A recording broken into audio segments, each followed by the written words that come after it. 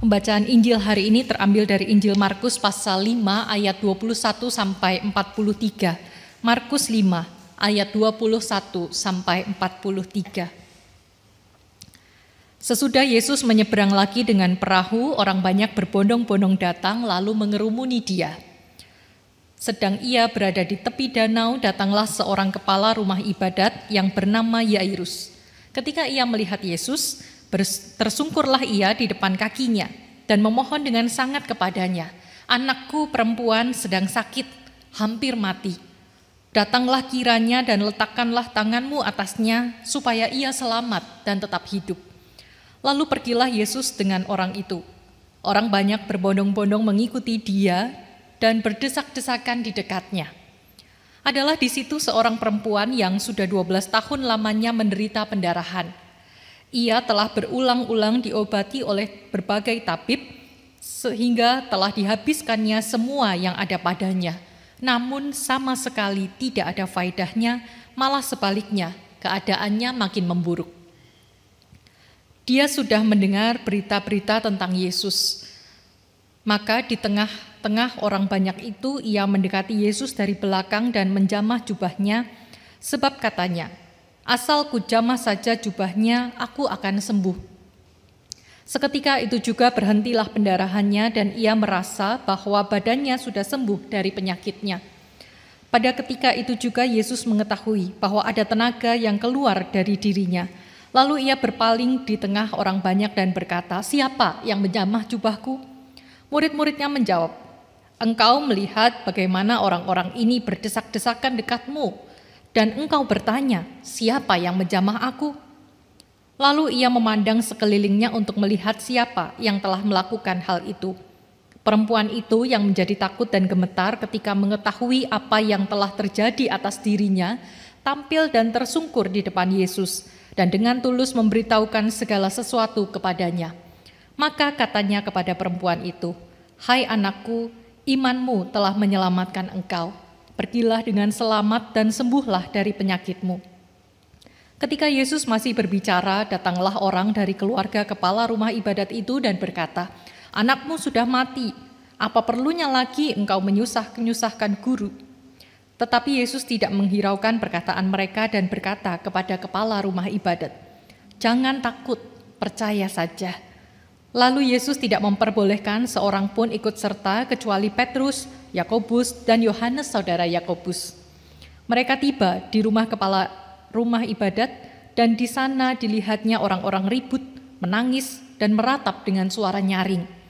Sesudah ia masuk, ia berkata kepada orang-orang itu, "Mengapa kamu ribut dan menangis?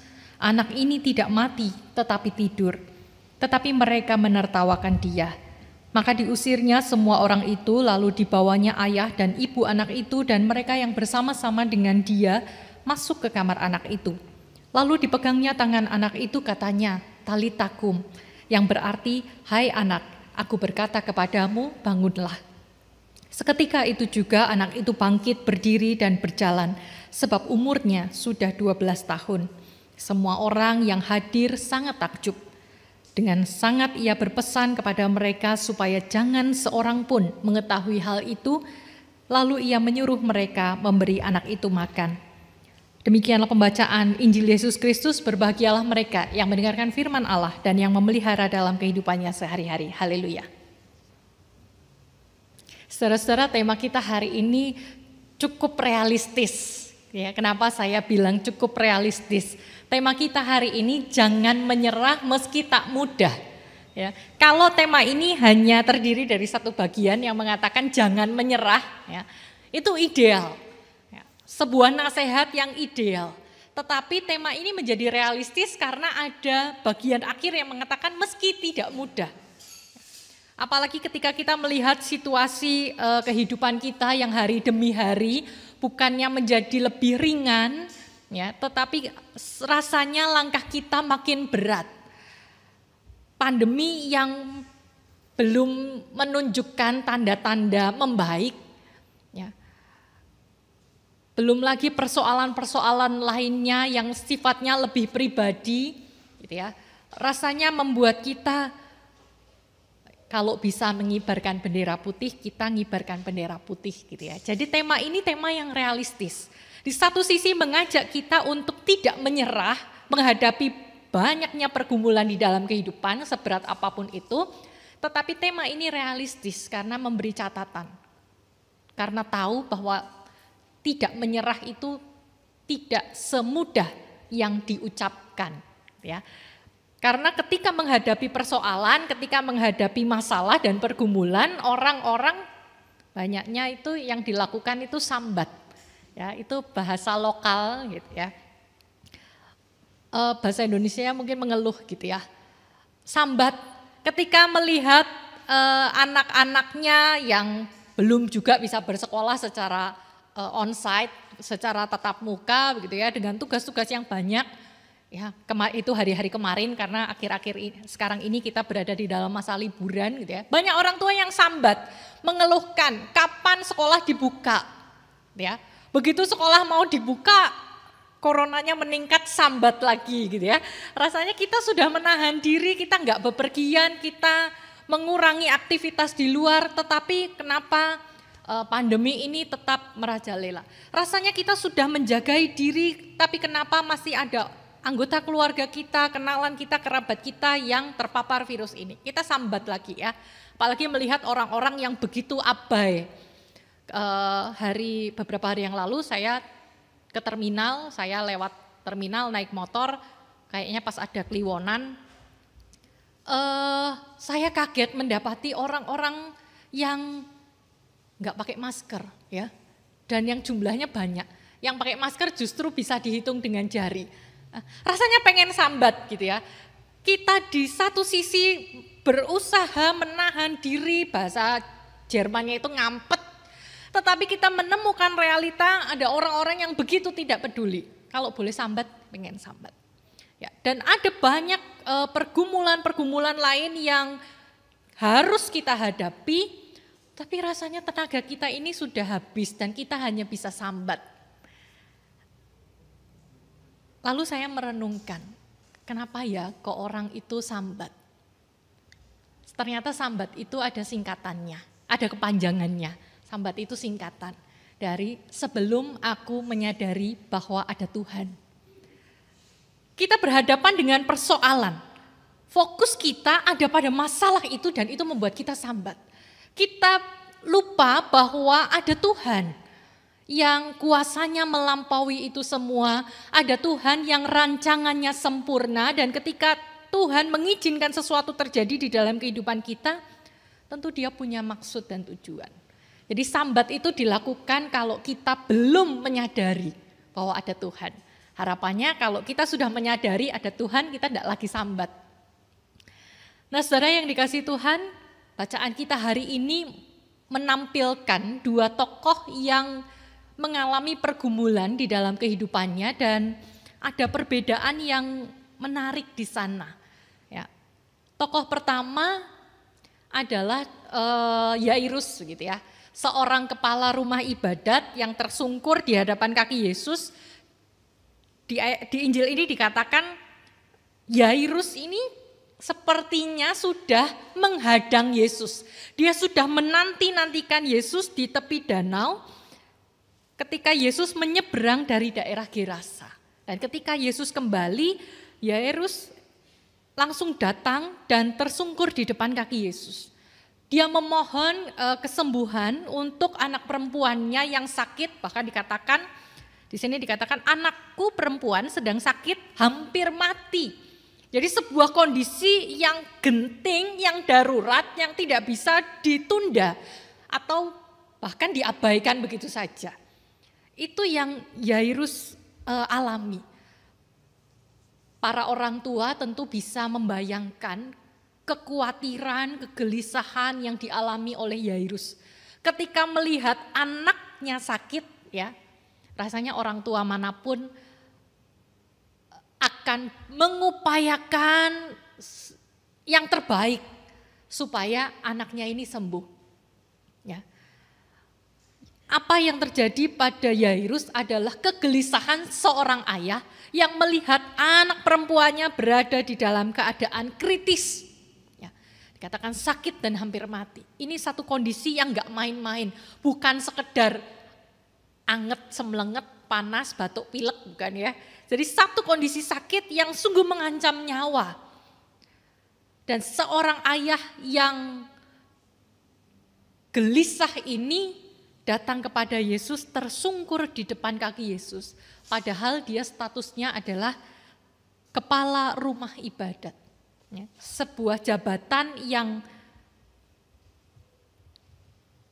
tersohor begitu ya dalam lingkungan masyarakat itu. Satu posisi yang tinggi di status sosial yang baik di tengah masyarakat. Tetapi saat itu dia datang kepada Yesus bukan sebagai seorang kepala rumah ibadat, dengan posisinya, dengan statusnya, dia hanyalah seorang ayah yang ingin melakukan yang terbaik untuk kesembuhan putrinya. Dan karena itulah Yairus bersedia tersungkur di depan kaki Yesus. Selain karena dia percaya pada apa yang Yesus lakukan. Ya. Hati seorang ayah membuat Yairus bersedia merendahkan dirinya di hadapan Yesus demi kesembuhan putrinya. Dan Yesus bersedia ikut Yairus untuk menyembuhkan anaknya. Tetapi sebelum klimaks peristiwa penyembuhan itu terjadi, ada satu adegan yang nyempil, ya, yang menyela di tengah-tengah. Yaitu ada seorang perempuan berbeda dengan Yairus yang kita tahu namanya, dia Yairus karena dia kepala rumah ibadat, karena status sosialnya yang tinggi. Ada seorang lain yang hanya dikatakan seorang perempuan, gak tahu namanya siapa. Ya. Artinya ya dia gak penting, dia bukan golongan masyarakat yang diperhatikan. Kita tidak tahu namanya, hanya dikatakan perempuan ini telah 12 tahun sakit pendarahan. Berbeda dengan Yairus yang langsung datang kepada Yesus dan memohon pertolongan, perempuan ini enggak berani. Dia dengan diam-diam mencari kesembuhan dari pribadi Yesus dengan cara menjamah jubahnya. Dia sudah berulang kali melakukan upaya untuk pengobatannya. Di ayat yang ke-26 kita mendapatkan informasi, ia telah berulang-ulang diobati oleh berbagai tabib, dia enggak dapat kesembuhan. Yang ada hartanya habis dan keadaannya makin memburuk. Jadi apa yang dia lakukan kepada Yesus juga rasanya upaya terakhir dari rangkaian upaya yang telah dia lakukan. Dia datang kepada Yesus dengan diam-diam sambil meyakini bahwa Yesus bisa menyembuhkan dirinya. Nah saudara, dari dua tokoh ini ada beberapa hal yang mau kita ambil. Ketika rasanya kita lelah dengan pergumulan yang kita hadapi dan ingin menyerah, mari kita melihat dua tokoh ini dan belajar dari mereka. Yang pertama, kedua tokoh ini punya kerendahan hati untuk meminta pertolongan. Yairus dengan status sosialnya, dia bersedia tersungkur di hadapan Yesus. Karena dia hanyalah seorang ayah yang mencari kesembuhan buat putrinya. Perempuan ini yang 12 tahun lamanya sakit pendarahan, dia merendahkan dirinya dengan diam-diam. Ya. Dia tidak berani berhadapan dengan Yesus face to face begitu ya. Dia tidak berani mengambil perhatian orang banyak yang waktu itu berdesak-desakan di sekitar Yesus. Dengan kerendahan diri dia datang kepada Yesus untuk meminta pertolongan. Nah saudara, saya menemukan kata-kata bagus ini. Asking for help is not sign of weakness but a sign of courage. Ya, ketika kita meminta pertolongan itu bukan sebuah tanda kelemahan. Justru sebuah tanda keberanian. Ketika kita berani mengungkap bahwa kita ini terbatas, kita ini lemah, kita tidak mampu menyelesaikan persoalan kita sendiri, justru itu sebuah keberanian. Kita berani untuk menghadapi resiko dipandang rendah oleh orang lain. Kita berani mengambil resiko untuk dinilai negatif oleh orang lain. Bahkan kita berani mengambil resiko untuk sebuah penolakan. Ketika permintaan kita akan sebuah pertolongan tidak mendapatkan umpan balik yang sepadan. Nah saudara, ketika kita merasa lelah dengan situasi kehidupan kita, mungkin karena selama ini kita mengandalkan kekuatan kita sendiri. Mari kita dengan rendah hati meminta pertolongan, membuka keadaan diri kita yang sebenarnya di hadapan Tuhan, di hadapan orang lain yang mungkin bisa menjadi alat Tuhan untuk menolong kita. Meminta pertolongan adalah sebuah tanda keberanian untuk membuka diri dari awal sebuah pemulihan.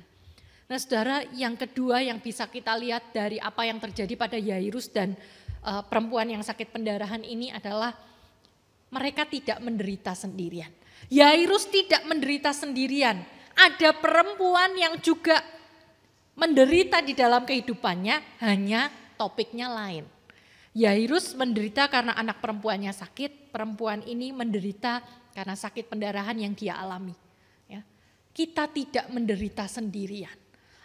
Artinya setiap orang punya pergumulannya. Bukan kita orang yang paling menyedihkan di dunia ini, karena setiap orang punya pergumulannya masing-masing.